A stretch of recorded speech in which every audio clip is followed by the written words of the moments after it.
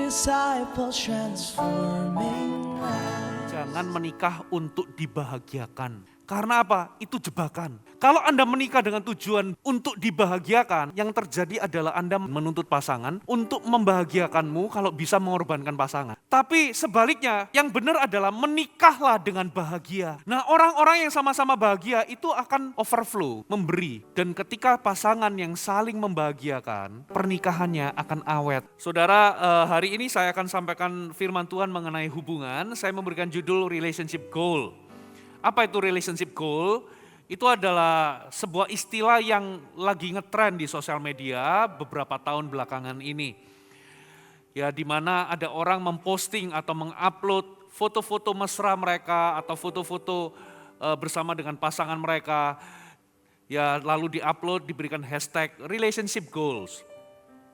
Jadi apa itu relationship goals? Itu adalah sebuah istilah untuk menggambarkan hubungan yang harmonis atau hubungan yang baik-baik antara sepasang kekasih. Tapi saya percaya bahwa relationship goals itu bukan hanya bicara soal hubungan pacaran atau hubungan kekasih suami istri. Tapi itu juga bisa bicara tentang hubungan keluarga. Antara orang tua dengan anak, antara saudara dengan saudara, kakak adik, gitu ya, termasuk hubungan kerja maupun pelayanan. Itulah sebabnya dikatakan relationship goals berarti ada sebuah goal di dalam hubungan, ada sebuah harapan atau dambaan di dalam aspek-aspek dalam hubungan kita. Nah, kenapa hubungan itu penting, saudara? Karena memang Tuhan menciptakan kita untuk membangun hubungan. Manusia nggak pernah diciptakan Tuhan untuk terisolasi. Itulah sebabnya Tuhan itu ngomong tidak baik manusia itu seorang diri saja. Kata seorang diri itu berarti alone. Memang ayat ini biasa dipakai bicara mengenai pasangan hidup. Tapi kata alone sendiri bukan berarti single. Saudara, alone juga bukan berarti lonely atau kesepian. Alone di sini artinya sebuah keadaan yang tersendiri, sendirian, terisolasi atau tidak memiliki hubungan. Tuhan nggak mau kita semua ini terisolasi atau tidak berhubungan. Tuhan menciptakan kita to relate, katakan amin. Bahkan hubungan itu menjadi penting dalam hidup kita karena hubungan kita itu menentukan kualitas hubungan kita dengan Tuhan. Tuhan berkata kalau kita nggak bisa mengampuni sesama kita, Tuhan juga nggak bisa mengampuni kita. Berarti kualitas hubungan kita dengan sesama menentukan hubungan kita dengan Tuhan. Bahkan Tuhan juga berkata, saudara, dikatakan dalam 1 Yohanes 4 ayat 20, kalau ada seseorang berkata, aku mengasihi Tuhan tapi membenci saudaraku, ia adalah pembohong atau pendusta. Karena nggak mungkin dia bisa mengasihi Tuhan yang dia tidak bisa melihat, yang dia tidak bisa lihat, kalau dia nggak bisa mengasihi saudaranya yang dia bisa lihat. Jadi hubungan-hubungan kita itu menentukan kualitas hubungan kita dengan Tuhan. Termasuk saudara, kualitas hubungan kita dengan sesama itu menentukan kualitas doa kita. Tuhan itu berkata demikian, kalau engkau ingin mempersembahkan sesuatu di bait Allah, tapi engkau sadar ada sesuatu ganjalan antara engkau dengan saudaramu, letakkan dulu persembahanmu, lalu bereskan dulu, kemudian kembali lagi. Suami-suami dalam kitab 1 Petrus saudara dikatakan, hendaklah engkau hidup bijaksana dengan istrimu, hormatilah istrimu sebagai teman pewaris dari kehidupan, supaya doamu jangan terhalang. Berarti kualitas hubungan kita itu bisa menentukan kualitas doa kita, saudara. Apakah terhalang atau tidak. Saudara, apakah persembahan kita itu diterima atau tidak di hadapan Tuhan. Bahkan, saudara, kemampuan kita dalam membangun hubungan itu bisa menjadi faktor di dalam keberhasilan kita. Mazmur 1 ayat 1 sampai 3 berkata demikian. Berbahagialah orang yang tidak berjalan menurut nasihat orang fasik, yang tidak berdiri di jalan orang berdosa, yang tidak duduk dalam kumpulan pencemooh. Ayat pertama ini bicara soal relationships. Ternyata kalau kita ini nggak membangun hubungan atau tidak bergaul, kalau kita ini bergaul dengan orang fasik, kita ini duduk bersama dengan kumpulan pencemooh, kita ini dikatakan berdiri di jalan orang berdosa, saudara, itu akan menentukan keberhasilan kita. Tapi kalau kita ini Dikatakan kesukaannya Taurat Tuhan, merenungkan siang dan malam, dikatakan kita akan seperti pohon yang ditanam di tepi aliran air. Kita akan menghasilkan buah pada musimnya, tidak layu daunnya, dan apapun yang kita perbuat akan berhasil. Ayat ini enggak cuma bicara tentang firman Tuhan, saudara, tapi ayat ini bicara soal dengan siapa kita bergaul, itu akan menentukan apakah kita ini berhasil atau tidak dalam hidup ini. Kalau kita bergaul sama orang yang negatif, orang yang suka mencemooh, kita bergaul dengan orang yang enggak hidup benar, mereka adalah orang-orang fasik, kita membuka telinga kita kepada nasihat mereka, dengan siapa bergaul, itu akan menentukan masa depan kita seperti apa. Makanya kitab Amsal berkata, saudara, ya kita ini bisa tahu siapa diri kita dari teman-teman yang kita pilih. Masa depan kita seperti apa tergantung dari siapa yang kita pilih jadi teman. Kalau kita bergaul sama orang negatif, kita akan menjadi orang yang negatif. Kalau kita bergaul sama orang-orang yang pahit dan pesimis, kita akan jadi orang yang pahit dan pesimis. Makanya hati-hati dengan siapa kita bergaul. Karena itu menentukan keberhasilan kita. Ada beberapa orang menyangka bahwa dengan aku menambah pengetahuan dan keahlian, aku akan sukses. Itu betul. Tapi tahukah saudara, ada sebuah survei menjelaskan demikian. Bahwa kemampuan dan keahlian itu hanyalah berpengaruh atau memberikan faktor keberhasilan cuma 15%. 85%-nya adalah kemampuan kita dalam membangun hubungan. Survei ini memberikan kita sebuah penjelasan. Bahwa sekalipun Anda pandai dan pintar dan punya keahlian, tapi kalau di dalam dunia kerja, Anda nggak mampu menempatkan diri, Anda tidak sopan, Anda tidak menghargai otoritas, Anda tidak pernah menghargai orang, saudara, Anda nggak bisa hargai waktunya orang, janji jam 1 datangnya setengah 2, saudara, Anda nggak akan berhasil sekalipun Anda pandai dan pintar. Jadi membangun hubungan itu ternyata punya pengaruh 85% di dalam keberhasilan kita. Saudara, yang berikutnya kenapa relationship menjadi penting dalam hidup kita? Karena hubungan yang kita miliki itu bisa mengembangkan karakter kita.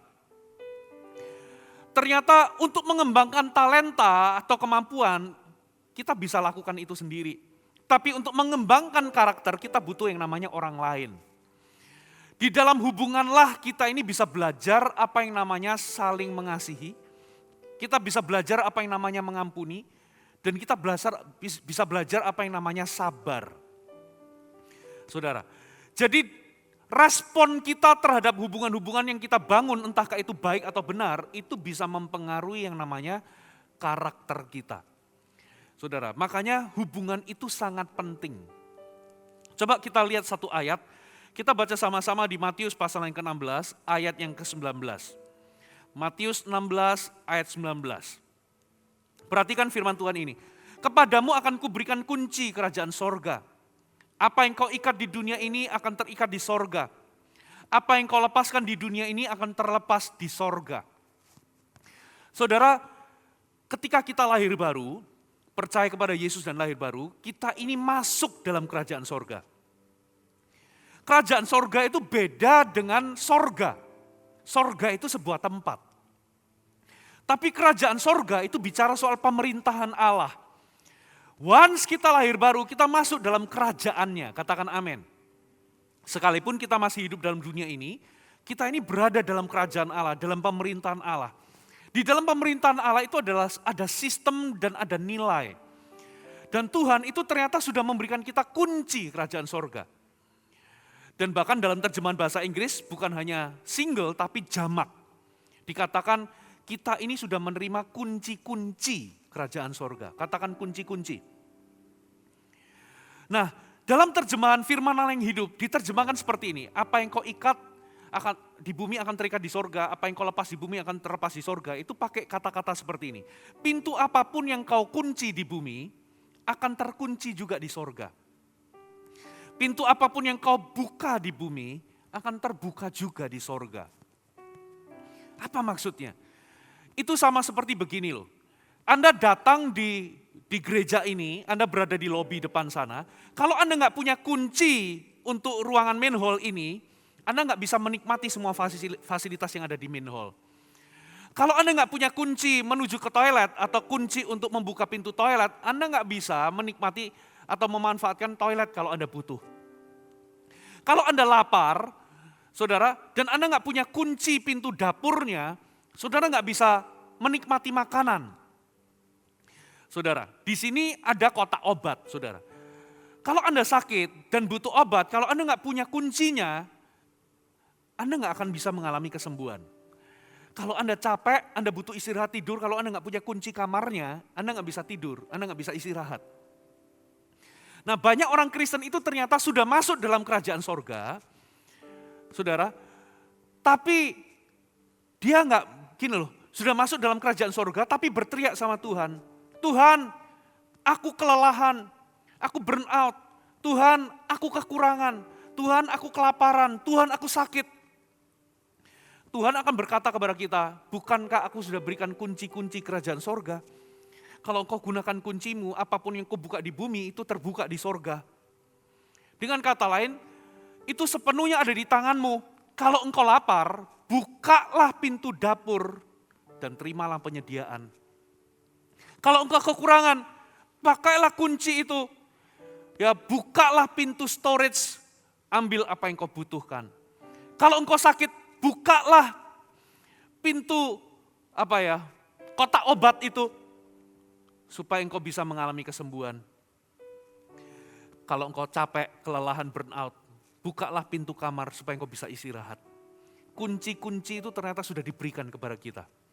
Nah, masalahnya begini, kunci itu artinya apa sih? Otoritas, katakan otoritas. Nah, sekalipun Anda punya kunci, tapi kalau Anda nggak mengerti rahasia kuncinya, Anda nggak bisa memanfaatkannya. Contoh, Anda mungkin sudah punya kunci dari seluruh gedung ini. Anda datang bawa 10 kunci. Tapi kalau Anda nggak ngerti, kunci pertama ini untuk buka pintu apa, kunci kedua untuk buka pintu apa, maka Anda nggak bisa memanfaatkan semua fasilitas di dalam gedung ini. Saudara, termasuk di sorga. Sorga itu menyediakan banyak hal. Kerajaan sorga itu menyediakan banyak hal yang Anda butuhkan. Dan Tuhan sudah memberikan Anda kunci-kunci itu dalam kehidupan Anda. Tapi kalau Anda nggak mengerti rahasianya, Anda nggak bisa memanfaatkan apa yang Tuhan sudah sediakan bagi hidup kita. Katakan amin. Itu sama seperti Anda dikasih kunci mobil, tapi Anda nggak ngerti mobilnya diparkir di mana. Dan ini kunci untuk mobil merek apa. Anda punya kuncinya tapi Anda nggak bisa memanfaatkan mobilnya. Itulah sebabnya saudara, Anda perlu mengerti firman. Ketika Anda punya otoritas itu dan Anda ngerti rahasianya. Kalau itu dalam konteks hubungan, Anda tahu kuncinya, maka Anda bisa mengalami yang namanya terobosan dan pemulihan dalam hubungan. Katakan amin. Dan kalau Anda sudah ngerti rahasianya, sekarang pemulihan terobosan itu ada di otoritas Anda. Ya, apakah terjadi pemulihan atau tidak? Apakah terjadi terobosan atau tidak di dalam hubungan Anda, di dalam pernikahan Anda, semuanya ada di tangan Anda. Andalah yang menentukan. Ketika kunci mobil sudah ada di tangan Anda, kalau Anda ngerti kuncinya, ini untuk mobil apa, diparkir di mana, sekarang giliran Anda lah yang datang menyalakan mobilnya, ya, start mobilnya, dan kendarai mobilnya. Dalam hubungan ini ternyata Tuhan itu memberikan kita kunci-kunci. Bagaimana kita ini bisa membangun hubungan dengan berhasil. Bagaimana kita bisa mencapai relationship goal dalam semua aspek hubungan yang kita miliki. Katakan amin. Saya akan bagikan Anda 3 kunci. Bagaimana Anda bisa meraih atau mencapai relationship goal Anda. Catat baik-baik. Yang pertama, kunci yang pertama adalah present yourself as trustworthy. Kunci yang pertama adalah jadilah orang yang bisa dipercayai. Kalau Anda ingin hubungan-hubungan Anda berhasil, pastikan Anda jadi orang yang bisa dipercaya sama orang. Ada amin? Kepercayaan itu modal dari sebuah hubungan. Ketika kepercayaan itu mulai hilang, biasanya hubungan juga akan lenyap. Saudara, kepercayaan itu kita berikan kepada orang-orang yang kita anggap layak untuk menerima kepercayaan kita. Betul atau betul? Nah, apabila dalam hubungan Anda itu belum ada tumbuh kepercayaan, taburlah sesuatu di dalam hubungan itu. Dan di sini saya akan bagikan ada 3 bahan dasar dari trustworthy. Kalau Anda ingin menjadi orang yang dapat dipercaya, Anda perlu membangun hubungan dari 3 fondasi ini. Yang pertama, kasih. Mari kita buka sama-sama, kita baca sama-sama di Kolose 3 ayat 13 sampai 14. Kolose 3 ayat 13 sampai 14. Sabarlah kamu terhadap seorang yang lain, lingkari kata-kata sabarlah. Dan ampunilah seorang akan yang lain apabila yang seorang menaruh dendam terhadap yang lain, sama seperti Tuhan telah mengampuni kamu, kamu perbuatlah juga demikian. Lingkari kata ampunilah. Ayat 14, dan di atas semuanya itu, kenakanlah kasih. Lingkari kata kasih. Sebagai pengikat yang mempersatukan dan yang menyempurnakan. Saudara, kalau Anda itu mau bangun rumah 3 lantai, maka fondasinya juga harus untuk 3 lantai. Kalau Anda bangun rumah 5 lantai, fondasinya cukup untuk 1 lantai, maka bangunan itu biasanya tidak awet atau rapuh. Gampang roboh. Semakin tinggi bangunan yang Anda mau bangun, semakin dalam atau semakin kuat fondasinya. Nah, coba bayangkan, kalau kita semua ini perang, kita berada di medan perang lalu kita dipersenjatai senjata gitu ya. Ada pistol, tapi ternyata sampai di situ kita menyadari bahwa pistol kita ini pistol palsu atau pistol mainan. Kira-kira apa yang terjadi? Kita pasti mati dibantai. Dalam hubungan juga sama. Dalam hubungan pacaran, dalam hubungan pernikahan, hubungan relasi dengan rekan kerja, hubungan pelayanan. Kalau kita gunakan senjata yang palsu, no wonder ada banyak perpecahan, no wonder ada banyak perselisihan, no wonder ada banyak pisah kongsi, no wonder ada perceraian. Kenapa? Karena kita dalam membangun hubungan, kita membangun atas dasar yang salah. Kita pakai senjata yang palsu. Kita alih-alih kita pakai kasih, kita pakai nafsu. Coba cek, dalam membangun hubungan, Anda membangun atas fondasi apa? Love atau lust? Apa bedanya love dengan lust? 1 Korintus 13 mendefinisikan kasih itu tidak mementingkan diri sendiri. Jadi kasih adalah keputusan yang diambil atas keinginan seseorang untuk menguntungkan atau membahagiakan orang lain dan kalau bisa mengorbankan diri sendiri. Itu kasih.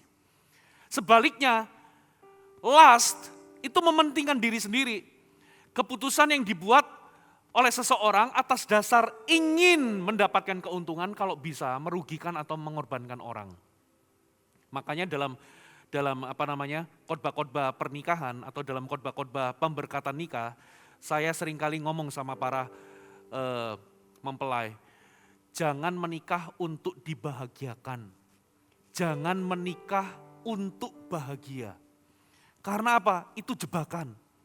Kalau Anda menikah dengan tujuan bahagia, untuk dibahagiakan, yang terjadi adalah Anda menyedot pasangan dan menuntut pasangan untuk membahagiakanmu kalau bisa mengorbankan pasangan. Tapi sebaliknya, ya yang benar adalah menikahlah dengan bahagia. Jadi waktu kalian masuk dalam pernikahan, dua-duanya sudah sama-sama bahagia. Nah, orang-orang yang sama-sama bahagia itu akan overflow, memberi. Bukan kosong lalu menyedot, tapi penuh dan tumpah. Dan ketika pasangan yang saling membahagiakan, bahkan kalau dasarnya itu kasih, aku ingin membahagiakanmu, menguntungkanmu, kalau bisa aku berkorban, maka pernikahannya akan awet. Tapi kalau dasarnya salah, akan rapuh, nggak awet biasanya. Jadi dalam hubungan apapun juga sama. Dalam hubungan bisnis, loh Pastor Fuji, masa hubungan bisnis juga pakai kasih? Tentu, bayangkan saudara Anda punya relasi bisnis yang fokusnya satu, mengeruk keuntungan kalau bisa mengorbankan Anda. Kira-kira Anda mau nggak berpartner dengan orang seperti ini? Nggak mau. Tapi bayangkan Anda punya partner yang fokusnya itu ingin membuat Anda untung, kalau bisa dia berkorban. Lalu Anda sebagai partner berespon hal yang sama. Anda juga berfokus menguntungkan partner Anda, dan kalau bisa Anda korbankan diri. Kalau dua-duanya sama-sama fondasinya begini, ini pasti hubungan kerja yang awet. Katakan amin. Saudara, di dalam pelayanan juga sama. Saudara, makanya kalau Anda pacaran atau pelayanan, di dalam pacaran, jangan hati-hati gini. Saudara, Anda pasti nggak mau ya pacaran sama orang yang cuman mau duit Anda. Apalagi cuman mau sama tubuh Anda, hati-hati. Karena orang seperti ini nggak awet biasanya. Once ada orang yang lebih cantik, lebih ganteng, lebih kaya, lebih mapan, nggak ada lagi kesetiaan di situ. Karena fondasinya apa? Kekayaan, duit, materi. Fondasinya apa? Ingin mencari keuntungan diri sendiri. Makanya coba cek, Anda pacaran, jangan-jangan pacar Anda itu tulus apa enggak sayang sama Anda. Jangan-jangan ada udang di balik batu. Di dalam pelayanan juga sama. Saudara, kita diajar untuk tidak pandang bulu. Kita enggak boleh yang namanya, oh saya cuma mau bergaul sama orang yang kaya. Saya nggak bisa tuh gaul sama orang yang lebih rendah secara ekonomi sama saya. Saya targetkan yang kaya. Karena apa? Di mata Anda pengen dapat cuan dari hubungan. Gawat gereja kalau fondasinya cuan. Saudara, Anda bangun hubungan, Anda milih CG, Anda pastikan ketua CG ku harus orang yang kaya raya. Karena apa? Ujungnya cuan. No. Nggak boleh. Ya. Nah itulah sebabnya kalau Anda ingin dapat dipercaya, Anda harus bangun hubungan dengan dasar kasih. Katakan amin. Bahan dasar yang kedua dari kepercayaan adalah kejujuran. Saudara, kalau kita membangun hubungan kan kita sering bertanya ya, kira-kira orang ini baik enggak ya? Kira-kira orang ini bisa enggak ya dipercaya? Kira-kira ini pasangan hidup yang tepat enggak ya? Kira-kira dia bakal tidak meninggalkanku enggak ya? Apakah orang ini kalau aku jadikan partner bakal menipu aku atau tidak ya? Orang ini tulus enggak ya? Orang ini baik enggak sih? Apakah betul dia akan menjadi suami yang sehidup semati atau istri yang akan sehidup semati? Sebetulnya pertanyaan itu jawabannya simpel. Kalau Anda ingin tahu isi orang itu baik atau enggak, tulus atau enggak, coba cek dan ujilah apakah dia itu jujur atau tidak. Katakan amin. Jadi Anda nggak bisa ngomong gini, Pastor Fuji, ya pacarku ini ya suka bohong-bohong dikit lah. Kalau ditelepon sama orang tuanya, papanya, mamanya, sudah sampai mana? Udah on the way, udah di jalan tol tapi kena macet mah. Padahal masih baru mau mandi. Lalu Anda berkata, pacarku itu biasalah bohong-bohong dikit ya nggak masalah lah. Ya itu biasa, dia nggak mau ribet aja, mau jelasin sama papa mamanya. Tapi kalau sama aku sih pasti sayang, pasti cinta sama aku. Terus dia kalau kerja, ya Pastor Fuji dia kalau kerja dia nipu-nipu dikit lah. Zaman sekarang kalau nggak ada nipu-nipunya nggak dapat cuan, nggak dapat untung. Ya nipu-nipu dikit lah, tapi jangan khawatir lah, orang ini sayang kok sama aku. Saudara, Anda jadi orang paling naif di dunia ini. Anda menyangka bahwa dia nggak bakal bohongi Anda. Simple, kalau Anda mau tahu isi orang itu, jujur, tulus atau enggak, apakah orang ini bisa dipercaya, tulus atau enggak, orang ini baik enggak, simple, cek aja. Dia jujur enggak? Kalau dia sering bohong-bohong kecil, dia pasti membohongimu. Jujur itu artinya apa? Anda tidak menutupi kebenaran. Dan Anda menyampaikan apa yang benar. Katakan amin. Makanya kenapa kok ada istri setelah menikah, seorang istri terkaget-kaget. Lalu dia marah sama suaminya berkata, ternyata kamu gak punya apa-apa. Aku pikir kamu punya segalanya. Suaminya ngomong begini, sayangku, kan berulang kali aku jujur padamu bahwa kamulah satu-satunya yang kumiliki. Jadi ya memang dia satu hal yang dia miliki ya cuma dia aja. Makanya jujur itu artinya apa saudara? Jangan tutupi kebenaran. Kalau Anda membangun hubungan apa adanya, jangan pakai topeng. Katakan amin. Supaya waktu married nanti jangan pasanganmu kaget-kaget. Saudara, ternyata. Karena apa? Ternyata waktu pacaran dia pakai topeng.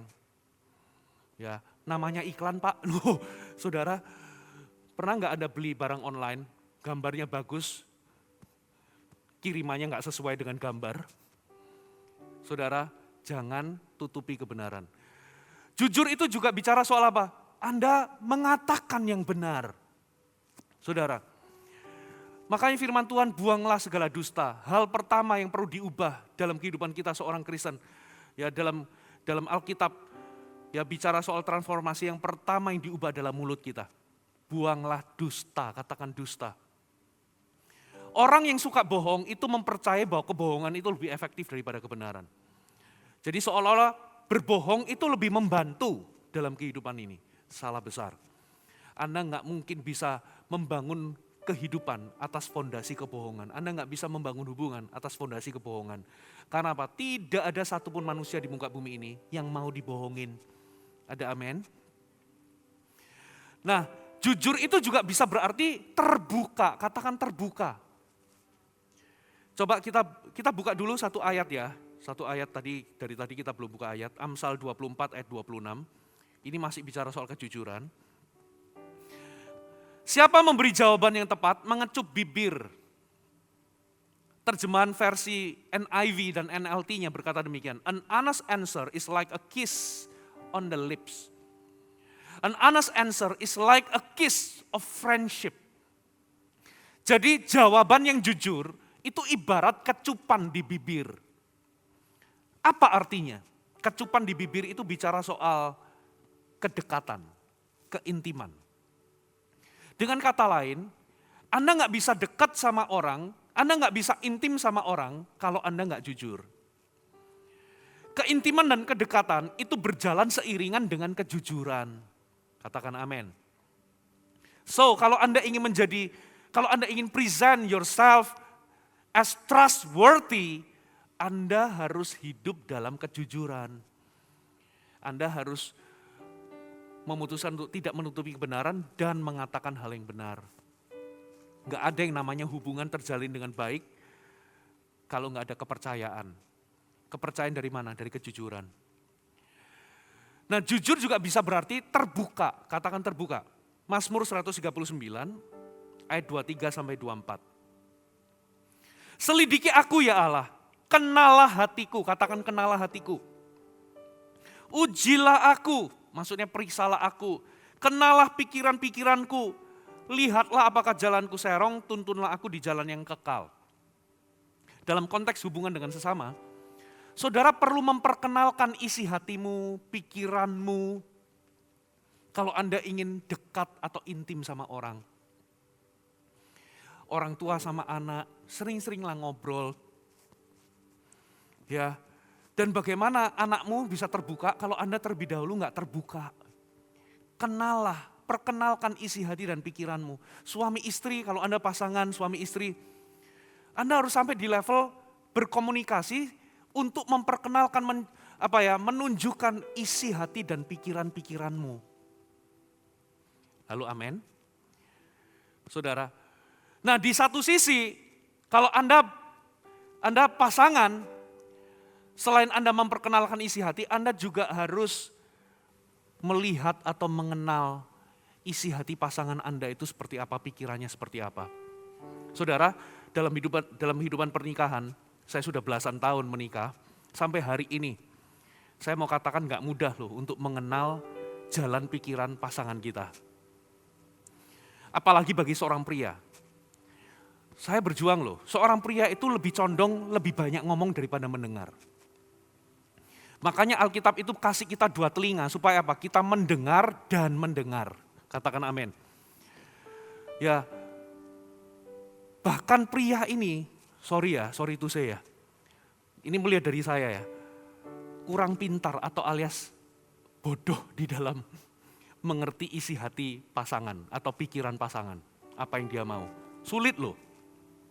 Saudara, puji Tuhan istri saya itu orangnya sabar dan kalau ngomong itu nggak pernah naik gitu ya. Tapi jelasin maksud hatinya, pikirannya, itu pun kadang saya nggak mudeng-mudeng. Ya, maksudku itu begini loh, gini-gini, kadang nggak bisa mudeng di logikanya pria. Gitu ya.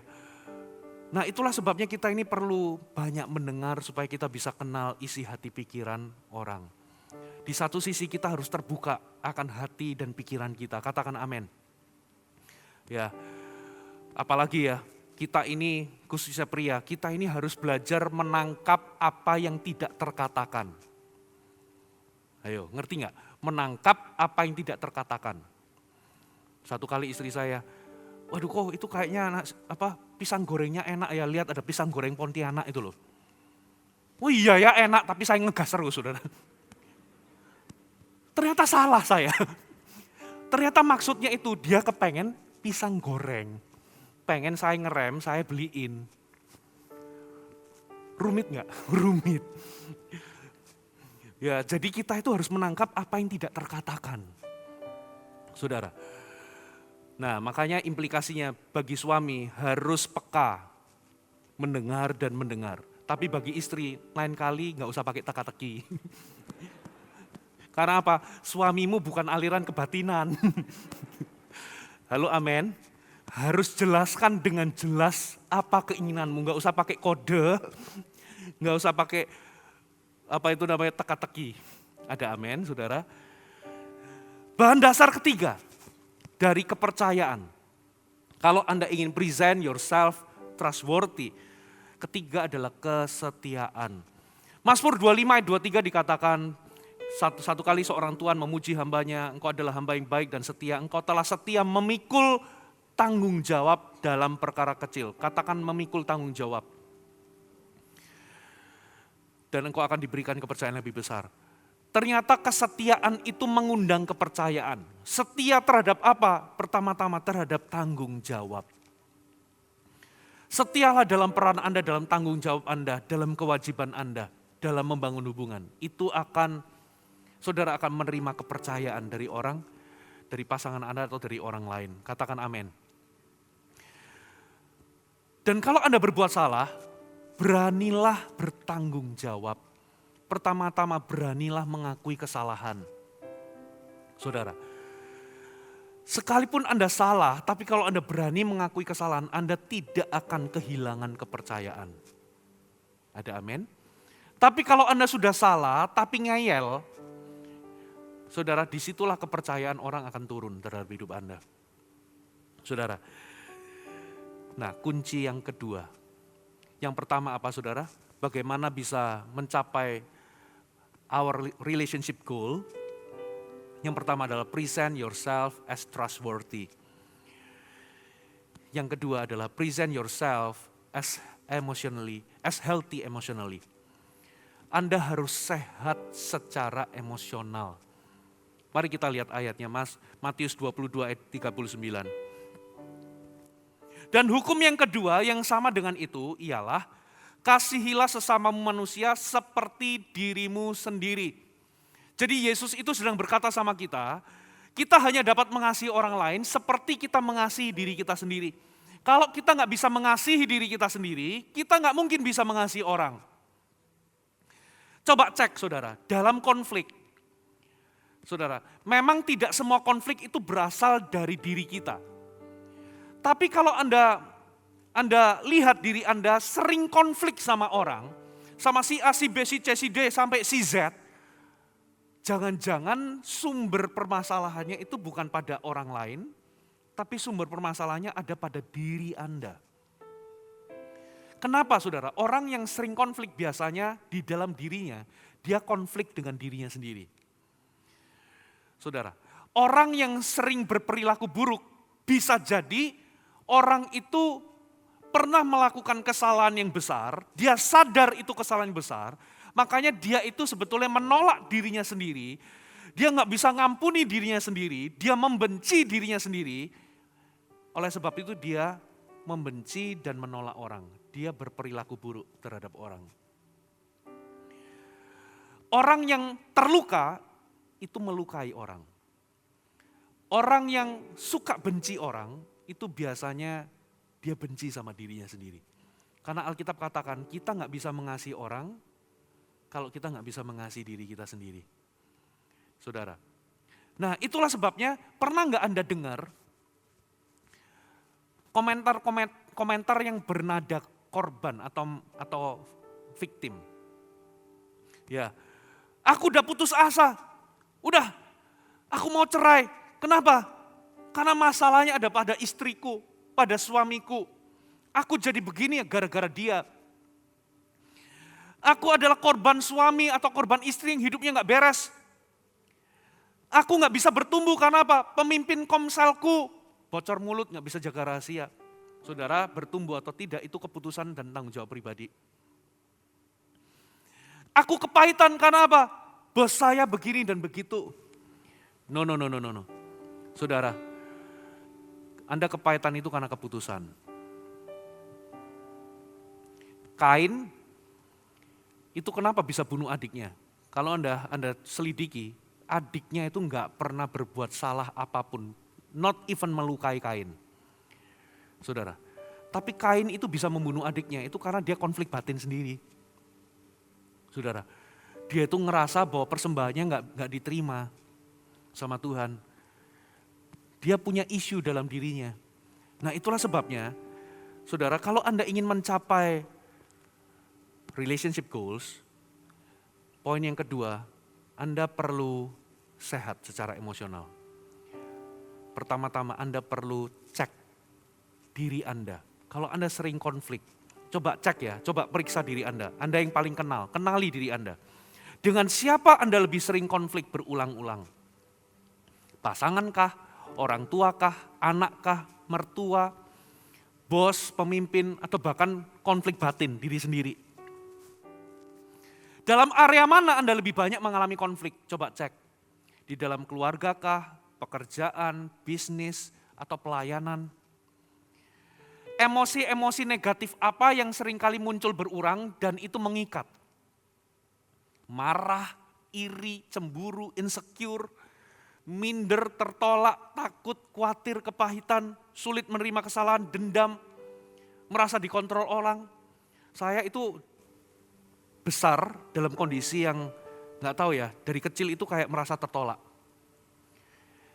Bisa jadi ya kalau saya dengar cerita-cerita, saya itu terpaut usia saya sama nomor 1 kakak pertama itu ternyata 18 tahun. Sama kakak kedua terpaut 17 tahun. Kakak ketiga itu 9 tahun. Jadi bayangkan, antara anak pertama sama anak ketiga, itu sudah terpaut berapa? 9 tahun, saudara. Lalu 9 tahun kemudian setelah anak ketiga lahir, 9 tahun itu panjang, muncul saya. Saya itu anak terakhir. Saya itu lahir di usia orang tua saya 40 sekian. Saudara, mama saya umur 40 sekian. Saya itu dengar selintingan cerita-cerita. Jadi saya itu lahir karena tidak terplanning, alias kebobolan. Katanya mama saya itu minum jamu-jamuan supaya nggak jadi. Tapi saya lahir. Bisa jadi, makanya dari sejak kecil itu saya minder, saya itu tertolak, begitu perasaannya. Gitu loh. Jadi saya besar itu tumbuh, itu perasaan yang emosi yang sering muncul itu perasaan tertolak. Saudara. Nah coba Anda selidiki. Kalau Anda nggak bereskan itu, di dalam membangun hubungan dengan orang lain, Anda akan menolak orang kecenderungannya. Kenapa? Karena Anda tertolak. Reaksi-reaksi apa yang sering muncul ketika Anda dalam konflik? Menghindar, menarik diri. Biasanya pasangan suami istri yang menggunakan strategi ini, dia gunakan strategi menghindar, menarik diri itu dengan maksud menghukum pasangannya. Sebulan didiemin suaminya, sebulan didiemin istrinya. Gitu ya. Tiba-tiba pindah kamar, tidur sama anaknya, sebulan. Gitu ya. Tujuannya apa saudara? Menghukum dan menyiksa pasangannya. Saudara, itu reaksi yang muncul. Ada yang menyerang terang-terangan. Ada yang menyerang dari belakang. Ada yang bertengkar. Ada yang melukai, dan lain sebagainya. Ada yang suka cari kambing hitam, pokoknya orang lain yang salah, pasangan yang salah. Nah itu reaksi yang muncul, coba cek. Berikutnya saudara, kebiasaan apa yang sering mengakibatkan Anda berperilaku tidak baik? Suka menghakimi orang, terlalu cepat bereaksi atau reaktif, sensitif, cepat marah, cenderung skeptik, cenderung negatif, ya bawaannya curiga. Sehingga kebiasaan itu mengakibatkan Anda itu sering berperilaku atau berespon nggak baik. Nah coba cek, ya kalau itu ada, dan itu seringkali ada patternnya, bisa jadi ada sesuatu yang perlu Anda bereskan di dalam hati Anda. Ketika Anda minum air dingin atau minum air hangat, tiba-tiba gigi Anda ngilu. Jangan salahkan air dinginnya, jangan salahkan air hangatnya. Sebetulnya itu cuma pemicu. Penyebab utamanya gigi Anda berlubang, perlu segera dibersihkan dan ditambal. Kenapa?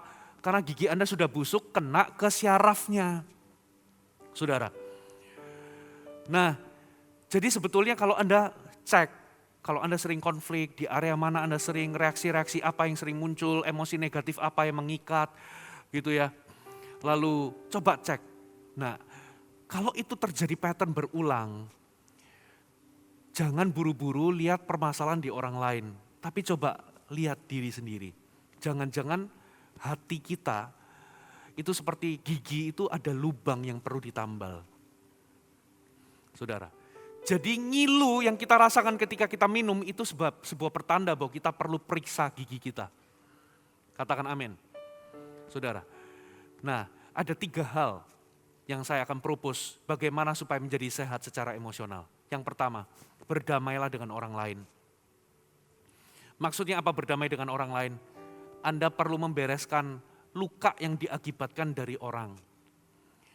Saudara, selama Anda hidup di dunia ini, saudara pasti, saya yakin 100%, pasti pernah dilukai, pasti pernah disakiti, dikecewakan sama orang.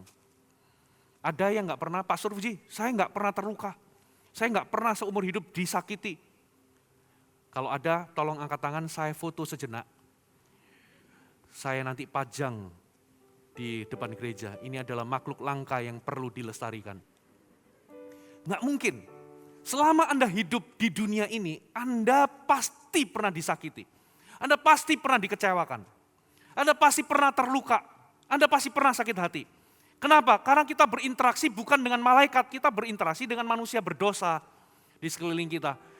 Bukan hanya kita punya potensi dilukai setiap hari, tapi kita juga punya potensi melukai orang, mengecewakan orang, memperlakukan orang tidak baik atau tidak adil.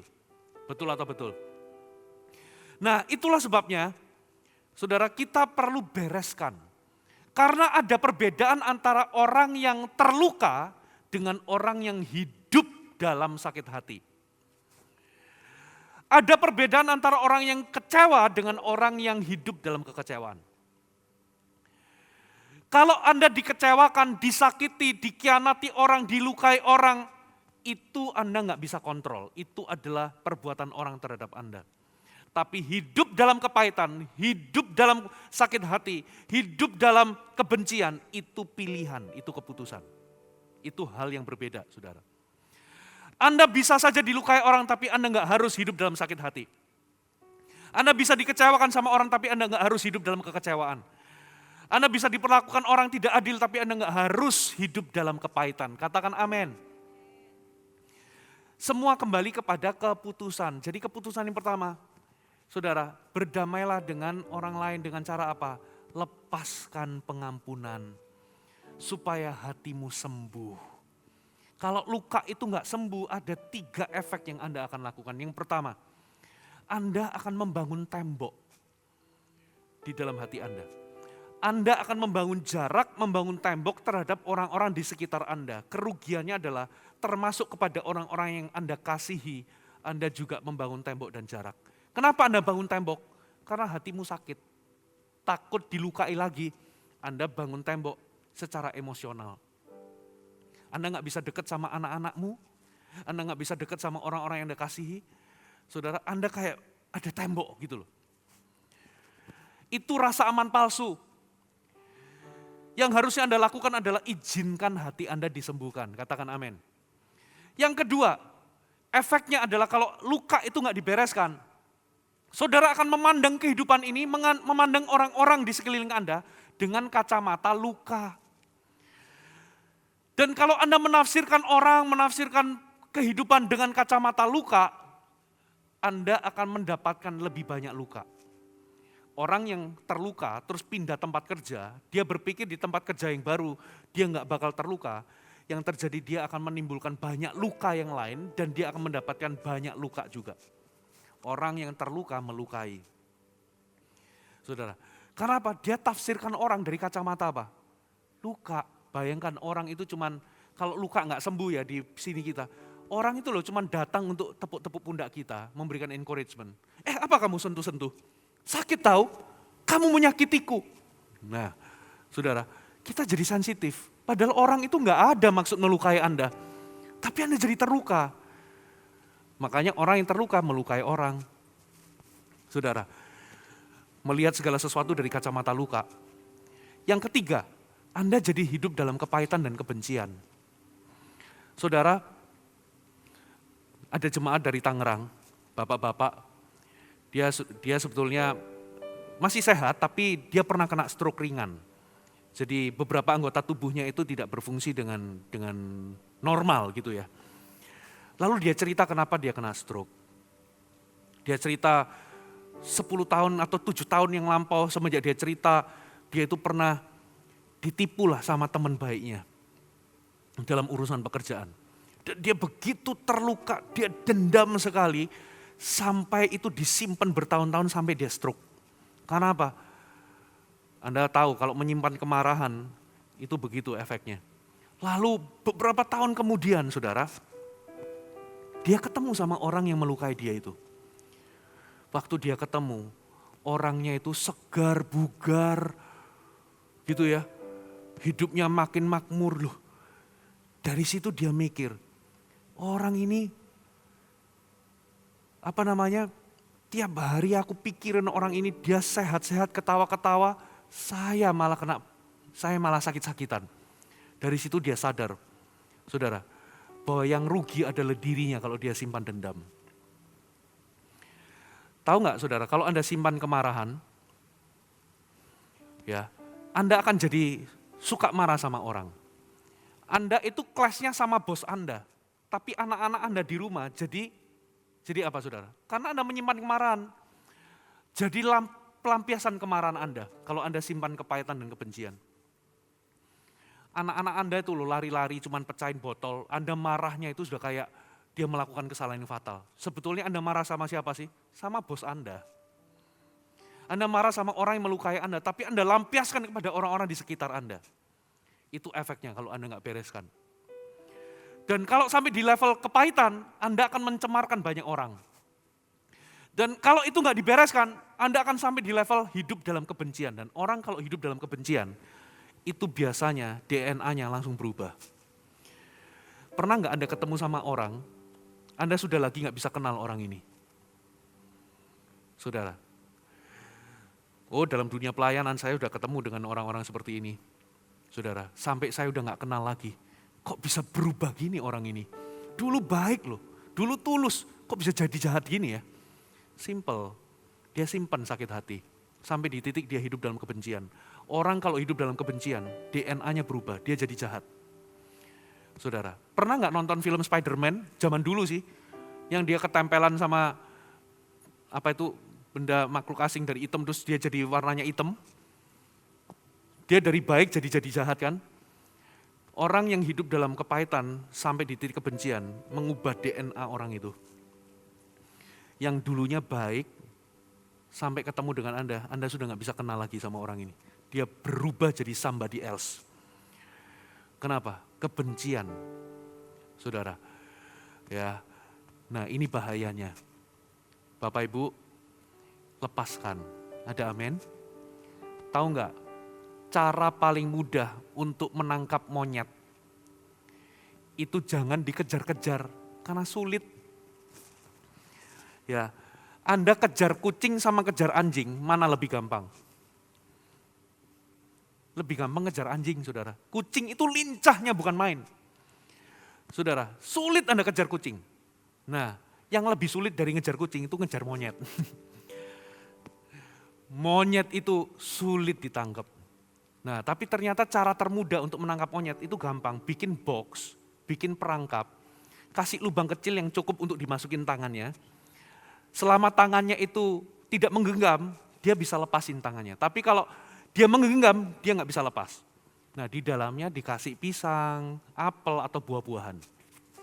Ya, begitu dia masukin, dia ambil sesuatu, tangannya nggak bisa keluar. Dan monyet itu nggak akan pernah melepaskan. Nah, banyak orang Kristen begini, aku mau lepas, aku mau hidup bebas, aku ingin bahagia. Tapi nggak mau lepaskan pengampunan, nggak akan pernah terjadi. Kalau Anda ingin bahagia, kalau Anda ingin hidup tenang, kalau Anda ingin hidup dalam damai sejahtera, kalau Anda bisa ingin tidur nyenyak, lepaskan pengampunan, lepaskan sakit hati itu, katakan amin. Saudara, para ahli itu sudah ngomong, banyak buku sudah ditulis, 70-85% penyakit yang diderita orang itu berakibat dari problem emosi. Coba bayangkan Anda simpan kemarahan bertahun-tahun. Anda marah sama satu orang, gak terima sama satu orang. Anda simpan terus. Orang kalau lagi marah, pernah gak Anda konflik? Anda gak bisa tidur? Berdebar-debar terus. Ingat apa yang dia katakan, apa yang dia lakukan. Jengkel. Ngos-ngosan. Keringet dingin. Itu yang terjadi apa? Anda keluarin hormon yang namanya adrenalin. Makanya Anda orang yang menyimpan kemarahan susah tidur. Perlu antem obat tidur. Stresnya meningkat, hormonnya keluar. Ya, kortisol, hormon adrenalin keluar, berdebar-debar. Kalau Anda simpen bertahun-tahun, yang membuat Anda bisa tidur itu namanya serotonin. Tapi yang membuat Anda melek, itu adrenalin. Nah, kalau komposisi adrenalinnya banyak menguasai otak Anda dan seluruh tubuh Anda, imunitas Anda menurun. Disitulah muncul potensi kanker bisa muncul, ya, penyakit-penyakit yang lain, darah tinggi, rematik. Karena imunnya itu jadi kacau, jadi muncul gatal-gatal. Ada loh, ya. Kemarin ada seorang TL, kalau dia itu ngomong gini, Kofuji, kalau saya stres, gatal-gatal saya. Muncul reaksi alergi, karena apa? Imunnya jadi nggak teratur. Saudara, macam-macam. Ada yang asam lambungnya berlebih. Tahu nggak, asam lambung itu bahaya loh. Zat asid di lambung kita, itu seperti kayak zat air keras yang kalau itu bisa menghancurkan besi dan lain sebagainya. Nah itu kalau gasnya itu naik, makanya bisa sampai ke jantung, merusak organ-organ yang lain. Kenapa? Itu zat asid. Mertua saya, itu gendang telinganya itu bolong. Periksa di THT nggak sembuh-sembuh. Sampai ketemu satu dokter, oh Bu, ini itu asam lambung. Apa hubungannya telinga sama asam lambung? Beneran setelah diobati sembuh telinganya. Ternyata asamnya naik ke saluran pernafasan, tembus ke telinga. Saudara, dan itu merusak telinga. Gara-gara apa? Stres. Ada yang darah tinggi. Saudara, ternyata penyakit itu ada hubungannya dengan problem emosi.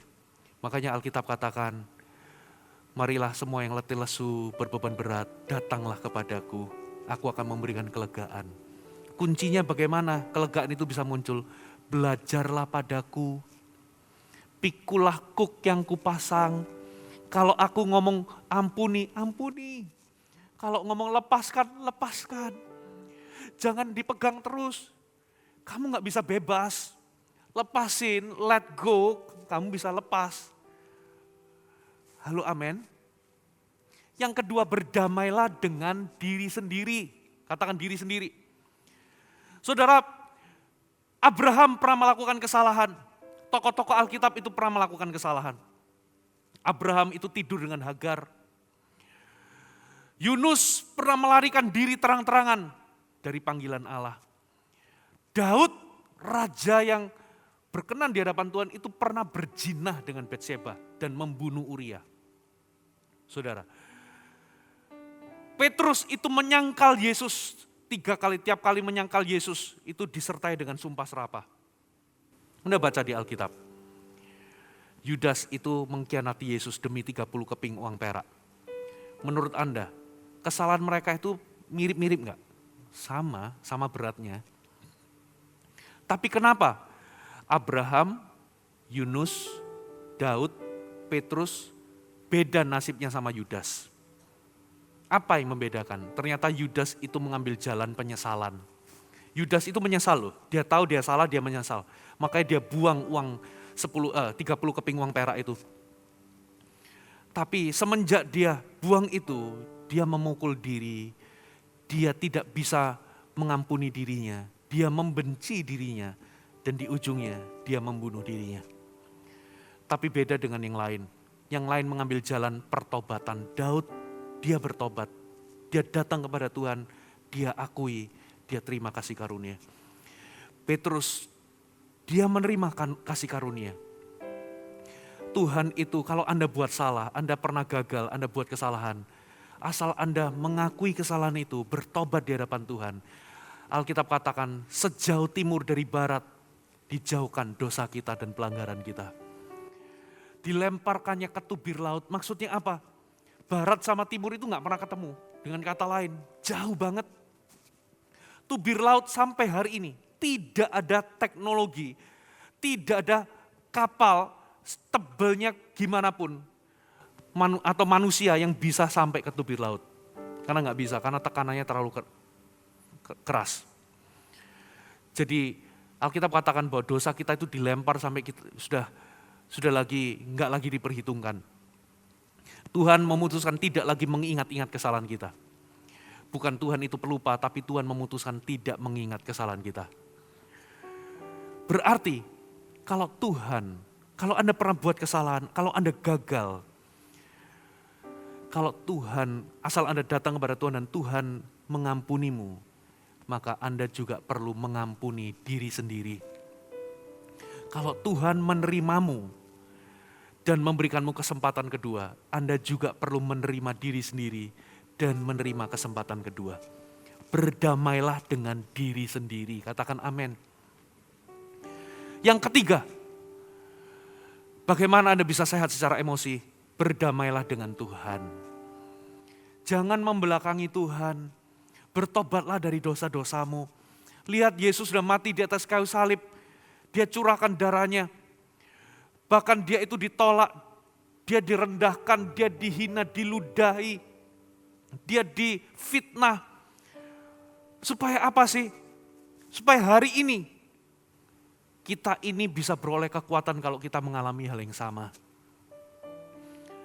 Berdamai dengan Tuhan. Anda akan mengalami kesembuhan. Amin. Yang terakhir, kunci yang terakhir. Yang pertama apa? Present yourself trustworthy. Kalau Anda ingin mencapai relationship goals. Anda perlu bangun tabur kesetiaan, tabur kasih, tabur kejujuran, dan keterbukaan. Yang kedua, present yourself healthy emotionally. Dengan cara apa? Berdamai dengan orang, diri sendiri, dan Tuhan. Yang terakhir, present yourself as ambassadors of Christ. 2 Korintus 5 ayat 20, setelah itu kita selesai. Jadi kami adalah utusan-utusan Kristus. Seakan-akan Allah menasihati kamu dengan perantaran kami. Dalam nama Kristus, kami meminta kepadamu, berilah dirimu didamaikan dengan Allah. Jadi dalam hubungan-hubungan yang Anda bangun, pastikan orang-orang yang ada di sekitar Anda bawa kepada Kristus. Ingat Anda adalah utusan Kristus. Anda diutus ke dalam lingkaran hubungan Anda untuk membawa mereka kepada Kristus. Diperdamaikan dengan Kristus. Kata utusan-utusan di sini dalam terjemahan bahasa Inggris, we are therefore Christ ambassadors. Kita adalah ambasadornya Kristus. Utusannya Kristus, duta besarnya Kristus. yang membawa orang untuk diperdamaikan kepada Tuhan. Kalau Anda masih sayang sama kakek nenekmu, selama dia hidup, beritakan Injil. Jangan sampai telat. Kalau Anda sayang sama orang tuamu, dan papa mama Anda belum kenal Tuhan, bodoh amat Anda dimarahin. Yang penting Anda beritakan Yesus.